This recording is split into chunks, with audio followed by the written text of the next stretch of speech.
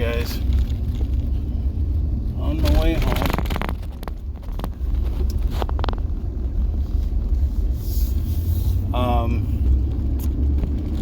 On my way home from work, just so everybody knows. I'm hearing Kamala tanked her campaign. Hearing there's supposed to be some kind of shooting supposed to take place election day in November. I'm hearing there's a plot to blow up Trump's plane. There's all kinds of theories out there right now. So here's what I got to say about all that. Regardless of what the people try to do, God will intervene.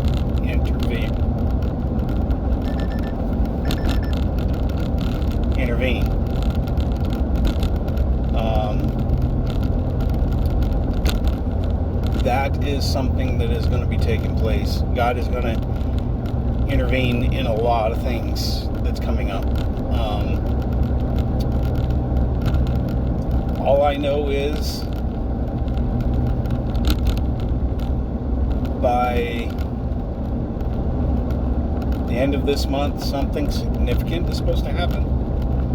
And it's going to be something so big that you can't put your mind around it, except God is the one that intervened. So I don't know what's coming. I don't even think the prophets know what's coming. Some people say they do. Some people, and most of those people have not got a good track record. So I don't know. So I'm not going to quote anybody. I'm not going to say yay or nay. I'm just telling you. Don't be surprised if something significant happens.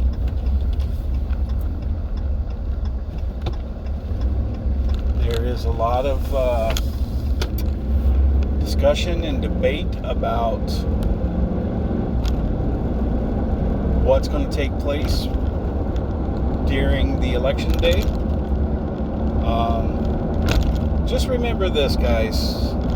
God only needs a 24-hour window, and everything is going to be changed. Everything. 24 hours is all God needs. And a lot of times He doesn't even need that. He just needs a blink of an eye to make the change. So, stop and consider everything you're hearing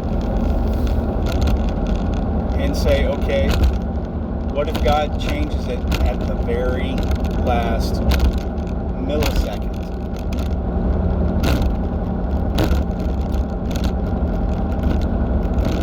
What happens?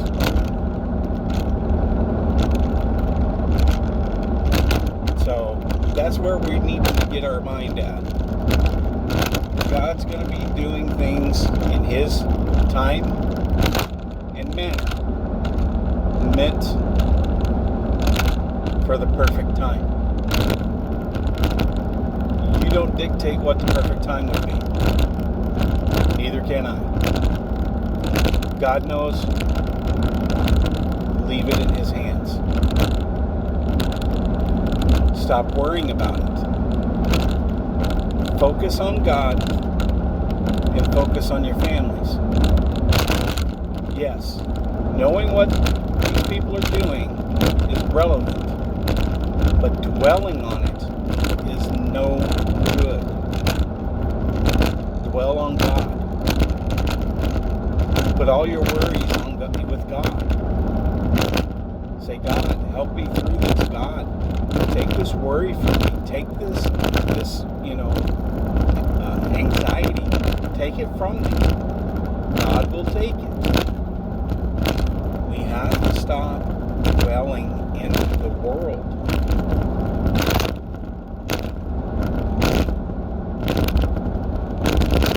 Physical Spiritual is forever. And we need to get into that. Your soul is forever. Your body is temporary. So understand that.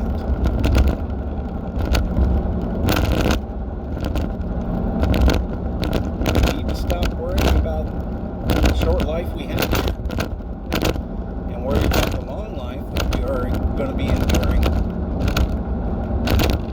afterwards. Or do you want to endure it?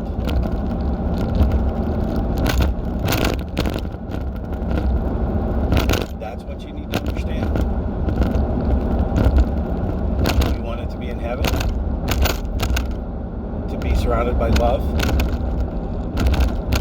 Or do you want to be around sorrow and death?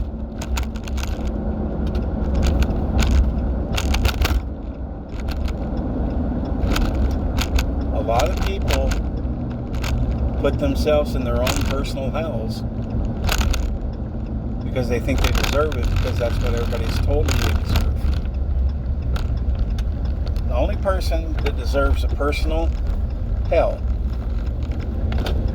is the ones that told you you deserve to be there. Because they are not doing anything positive or good for you. And it's a problem.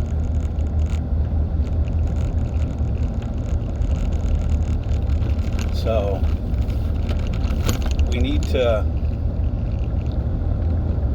buckle down, fixate ourselves on God, reading the Bible, and taking what God is telling us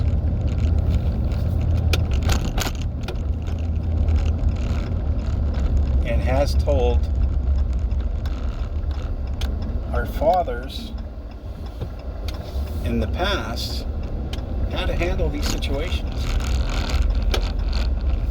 But instead, what we're doing is we're pretending everything has just happened. This is the first and only time these things have happened.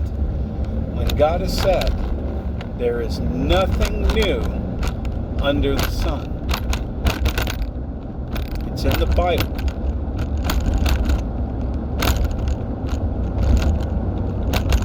These things have been going on since the dawn of time, since God created the heavens and the earth. Things have been going on this way forever. You think we got some new technology? No.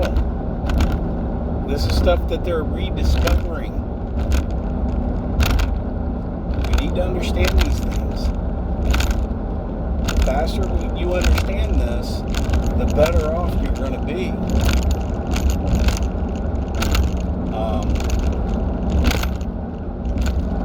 It's just amazing that everybody thinks that this is brand new technology.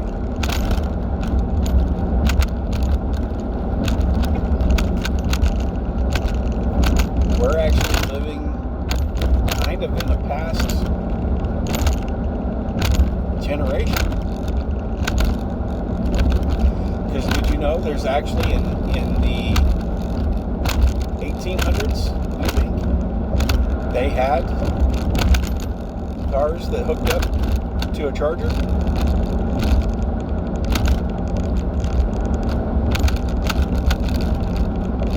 There's actually pictures that people have found in the early 1800s where cars were being charged. You crank them up at the front and you go. So, this is nothing new, guys.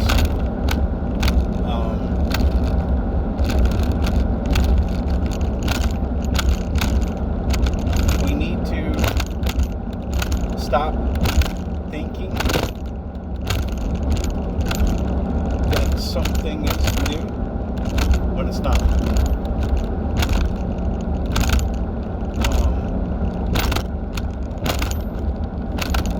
they've ran across all kinds of archaeology stuff that proves this is not the first time these things have happened. A lot of people are saying slavery is new. I'm like, no, it wasn't. It didn't just happen in 1800s or the 1700s when we had the Civil War. We were not the only country doing it. Slavery's been around since the Bible times. Joshua, the coat of many colors. His brothers sold him into slavery because they were jealous of him.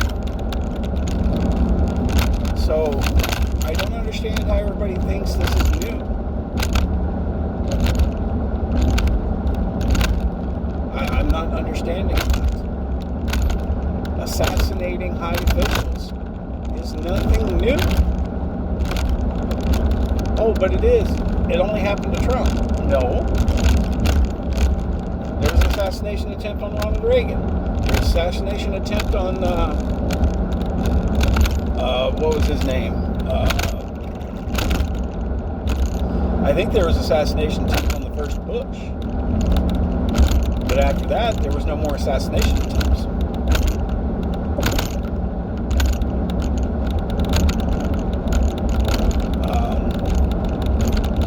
Lincoln was assassinated.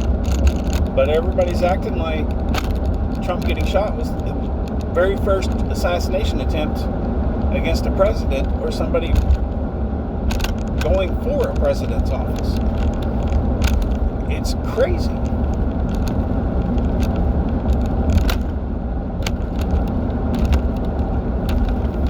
So we just need to stop and read the Bible.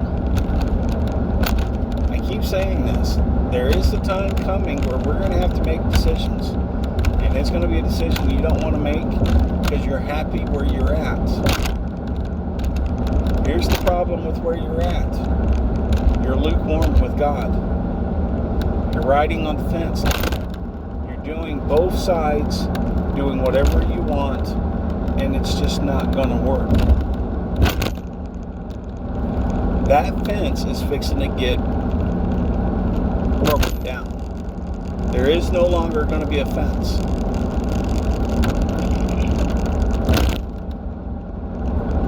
You are going to have to make a decision.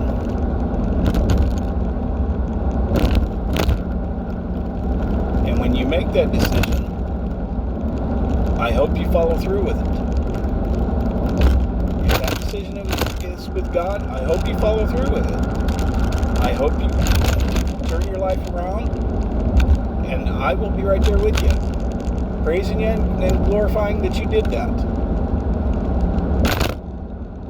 If you choose the other side, you're going to have to follow through with it. There is always a way to come to Christ, but you have to listen to what is being said. If you don't want to listen, there's nothing we can do for you.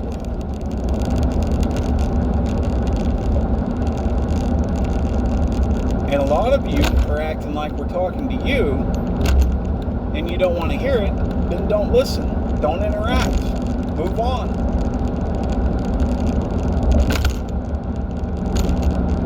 Just because somebody says something doesn't mean it's meant for you. I hate to say it, but this is meant for anybody that's wanting to listen. If you don't like what I'm saying, keep going. Nobody's holding a gun to your head telling you have to listen to me. And if they are, you need to report them. So, you've got to stop thinking that everything has to revolve around you. The world doesn't revolve around you.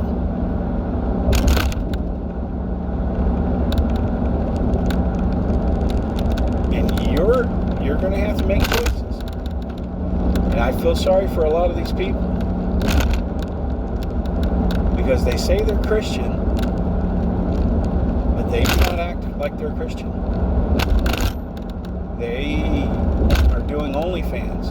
They're going through and doing some crazy stuff. And then they're sitting there saying God told them it's okay for them to do it. I feel sorry for them.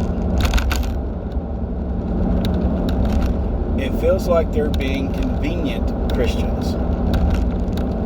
What do I mean by this? They claim they are being a Christian, but they're sitting on that fence. They run and go do OnlyFans, and then they run to God and say, forgive me, forgive me, forgive me, but I need my money. Greed is a sin. Lust is a sin. So therefore, until you're willing to give that up, you can't say that you're a Christian, because that makes you a hypocrite.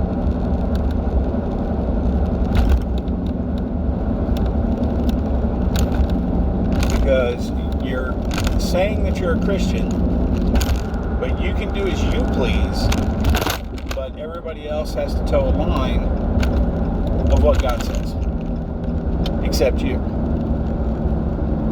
Makes no sense.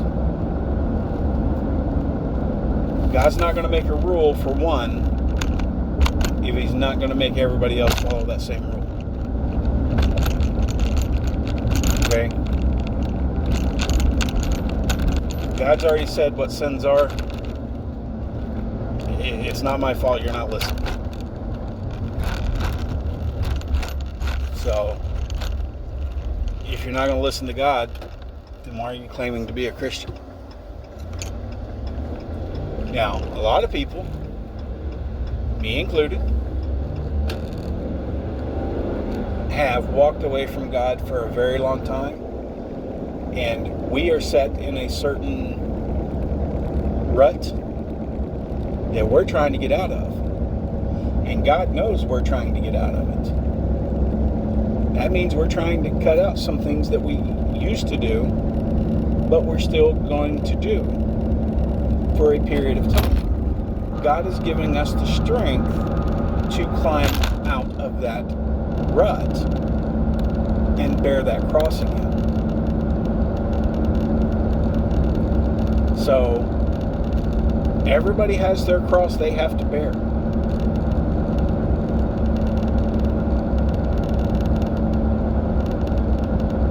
And we need to understand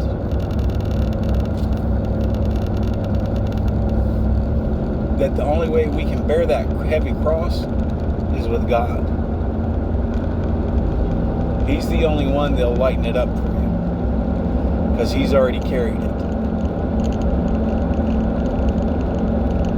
So we need to get into reading the Bible. We need to get into our prayers. We need to start putting everything at God's feet. Our finances, our health. We need to put any kind of doubt we have in our head to God. If you're having some impure thoughts about things, turn it over to God.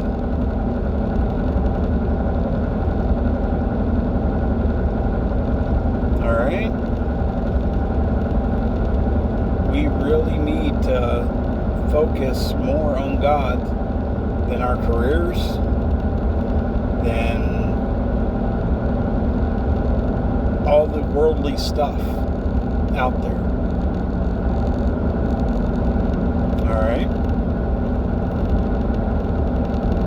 I think we're going to cut it there. You guys be safe. Have a good night. And pray. Remember, God loves you. Please be safe out there, guys.